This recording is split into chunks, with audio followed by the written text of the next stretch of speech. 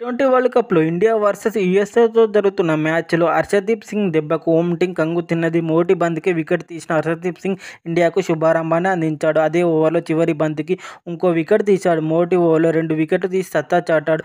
Wickets పడడంతో నెమ్మదిగా ఆడారు యూఎస్ఏ టీంలో సీనియర్ బ్యాటర్స్ అయిన అరుణ్ జోన్స్, స్టీఫెన్ టేలర్ నెమ్మదిగా ఆడుతూ స్కోర్ బోర్డును పరుగులు పెట్టించారు. వీరిద్దరి భాగస్వామ్యాన్ని హార్దిక్ పాండ్యా విడదీశాడు. ఈ మ్యాచ్‌లో మోనక్ పటేల్ ఆడడం లేదు. గాయం కావడంతో అతడు దూరమయ్యాడు. అతని స్థానంలో అరుణ్ జోన్స్ కెప్టెన్సీ బాధ్యతలు చేపట్టాడు.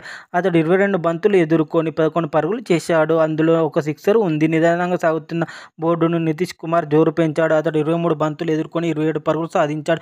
2 ఫోర్లు, ఒక సిక్సర్ ఉన్నాయి. ఆండర్సన్ 15 పరుగులు, హర్మీత్ సింగ్ 10 పరుగులు సాధించారు. నిర్ణీత ఓవర్లో యూఎస్ఏ టీం 8 వికెట్లు కోల్పోయి 110 పరుగులు చేసింది.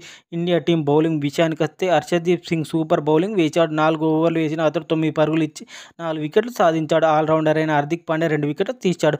అక్షర్ పటేల్ 1 వికెట్ తీశాడు. బుమ్రా మాత్రం నిరాశపరిచాడు. పాక్పై 3 వికెట్లతో చెలరేగిన అతడు ఈ మ్యాచ్లో 1 వికెట్ కూడా తీయలేదు. సిరాజ్ కూడా నిరాశపరిచాడు. Please subscribe my channel. మరిన్ని అప్డేట్స్ కోసం నా ఛానల్ సబ్స్క్రైబ్ చేసుకోండి.